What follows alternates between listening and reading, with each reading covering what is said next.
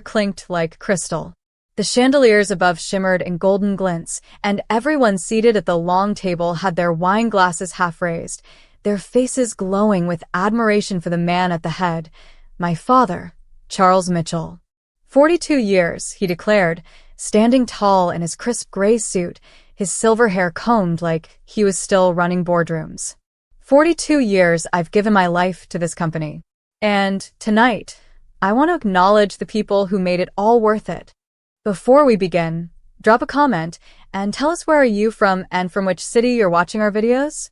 And after watching the whole video, don't forget to tell us what would you do in this situation? Be honest, tell me in the comments below. We read every comment. Let's begin.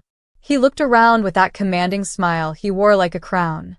My heart was already thudding, my hands clenched in my lap. To my loyal employees, my brilliant colleagues, he continued, nodding politely toward the executives seated closest to him. And to my children. I looked up instinctively. The room went quiet with anticipation. My real children, he said slowly, his voice coated in satisfaction. The ones who made me proud. Applause exploded around the table. My half-brother Ethan raised his glass with a smug grin. My half-sister Grace, in her designer silk gown, was already dabbing her eyes with a napkin like this was a wedding toast. I waited. Just waited. Then my father's eyes locked on mine. Cold. Empty. That's when he said it in front of 200 guests, reporters, executives, relatives, and my husband. You can leave now, Claire. It wasn't even said with anger. Just dismissal. Like an item checked off a list. My throat went tight. My ears rang. I pushed my chair back slowly, the scrape of the legs cutting through the applause. People turned, whispered, but before I could even take a step back, I heard another chair slide. Firm. Intentional. My husband Noah stood, and I'll never forget the look in his eyes. Calm, dangerous, as if he had planned for this very moment. He reached inside his jacket and pulled out a folded document. Everyone watched. I didn't want to do this here, Noah said, his voice low but sharp enough to slice through the tension. But since you wanted to humiliate my wife publicly, let's go public. My father narrowed his eyes. What is this? Noah unfolded the document and tossed it onto the dinner table. Wine glasses trembled. The paper slid to a stop right in front of Charles. That, Noah said, is the acquisition agreement. As of this morning, I bought out the controlling shares of Mitchell Tech. Your company. And Claire, he turned to me with a smile, is now the acting CEO. Gasps erupted. Chairs creaked. One man dropped his glass. My step-siblings froze mid-bite. My father didn't blink. What the hell is this? He muttered, snatching the paper with trembling fingers. This is a joke. This can't be. Oh, it's very real. Noah cut in. I've been buying shares in silence for 18 months.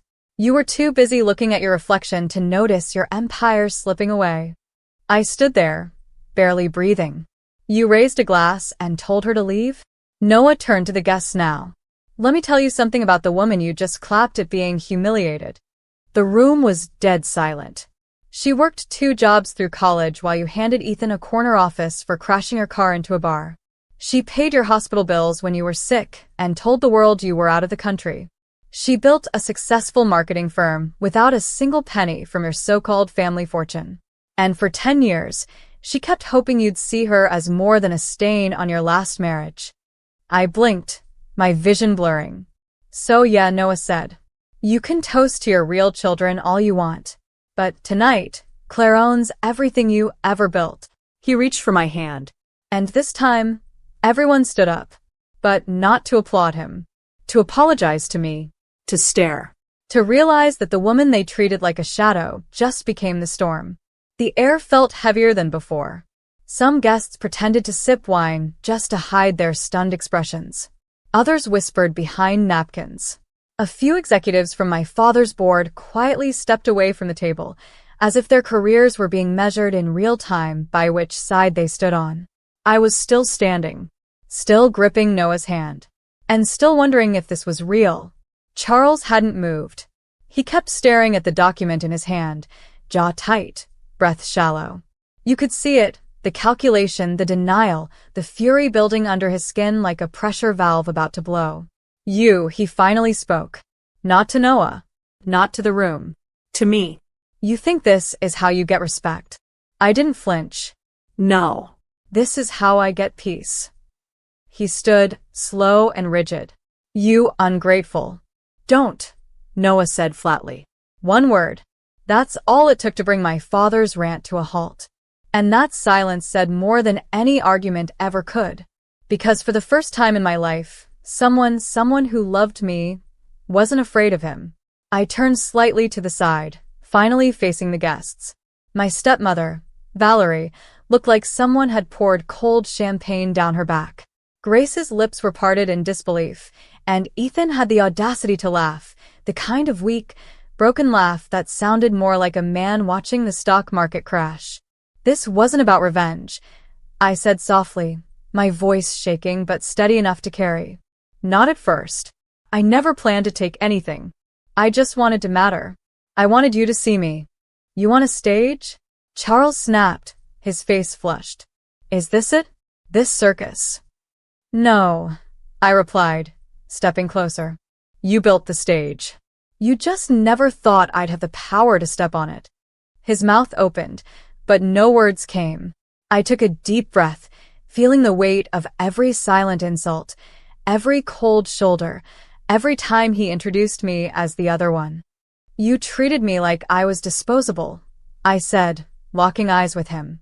Like I wasn't worthy of your name. But guess what? I never needed it. I made one for myself. Whispers spread like wildfire across the room. Cameras from a few local journalists flicked on.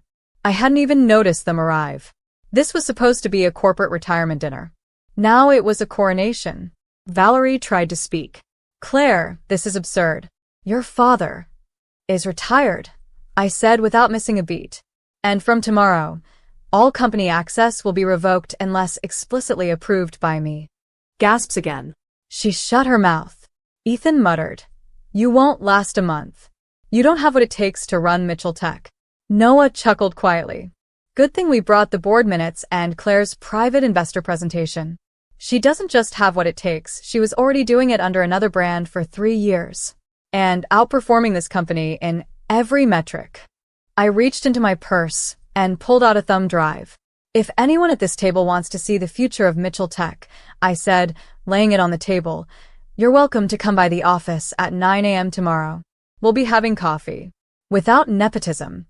A few of the senior partners actually nodded. I turned toward Noah. He was already looking at me like I was the only thing in the room that mattered. And that's when the dam inside me finally cracked. Not out of anger. Not even sadness. Out of release. Because for the first time in 29 years, I wasn't waiting for permission to be proud of myself. I wasn't chasing his approval. I wasn't afraid anymore. As I walked out with Noah beside me, heads turned. Cameras clicked. Glasses were set down untouched. Behind me, Charles Mitchell remained frozen, gripping the contract that had just rewritten everything he thought he controlled. And I didn't even look back. The elevator doors closed behind us with a soft ding, muting the chaos upstairs. I exhaled for what felt like the first time in days. Maybe years. Noah was still holding my hand as if afraid I'd shatter into pieces if he let go. His thumb brushed across my knuckles gently, grounding me. You okay? He asked. I nodded, but tears burned behind my eyes. I'm not sure what I'm feeling. Everything. Nothing. All at once. That was the most powerful thing I've ever seen, he whispered. I looked up at him. You made that possible. No, Claire. You did. I just gave the final push. The doors opened to the valet level. Cold night air spilled in, carrying distant traffic sounds and the rustle of leaves. I stepped out and glanced back at the glittering building. Do you think he'll come after us? I asked, voice soft. Noah's expression was unreadable for a moment. Then he said, he already lost. What's left for him to take? The answer hit deeper than expected.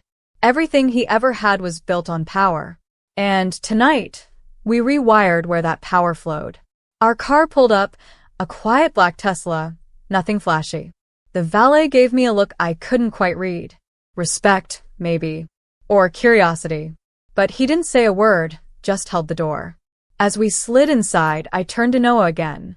Was it too much? No, he said instantly. It wasn't enough. That made me laugh for the first time all evening. It was sharp, tired, and real. Noah started the car, and we drove in silence for a few minutes. My phone buzzed.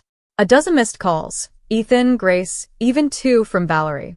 And 1 from a number I didn't recognize, but I knew it was my father. I blocked them all without hesitation. I turned to look out the window. The city lights blurred, glowing gold and red like memory trails. You know what the worst part was? I murmured.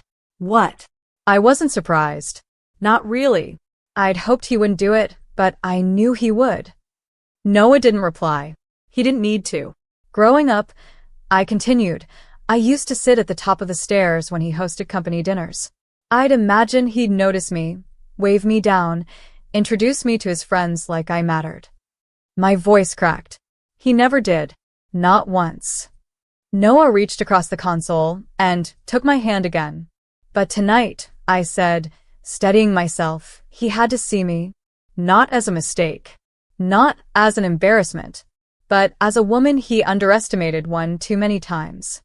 We drove past Mitchell Tech HQ, tall, monolithic, and cold against the midnight sky. Tomorrow, that building would belong to me. Are you ready for what comes next? Noah asked. I turned to him with a quiet confidence I didn't know I had until now. I've been ready my whole life. I just didn't know I was allowed. The next morning, 9:02 a.m., I stepped into the boardroom in a navy power suit, my heels echoing on the polished marble floor. Half the board was already seated, flipping through the deck Noah had emailed just after midnight. Some of them looked at me like I was an imposter. Others, more carefully, like they were assessing a new leader. Charles's seat at the head of the table remained empty. I took it without hesitation. Good morning, I said, looking around the table. Let's get one thing clear. I'm not my father. And this won't be his company anymore. Silence.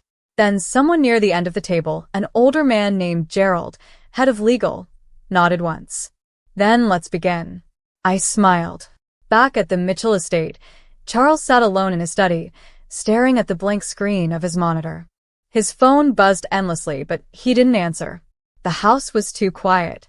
Valerie paced behind him, ranting about betrayal, humiliation, image control. But Charles said nothing, because for the first time in his life, his power didn't matter. Claire wasn't coming back, and he knew it. By the end of my first week as CEO, 3 department heads resigned, all loyal to my father. 2 others tried to challenge my authority in meetings. They didn't last the week. I wasn't cruel, but I was done shrinking. Every morning I walked into that glass tower, wearing my mother's wedding band around my neck, the only thing she left me after my father pushed her out of our lives. And every evening, I walked out with the knowledge that I had earned my place. Not inherited, not gifted, built. Noah stood beside me through all of it. We'd always been equals in our marriage, but now I saw just how deeply he believed in me. He didn't try to lead me.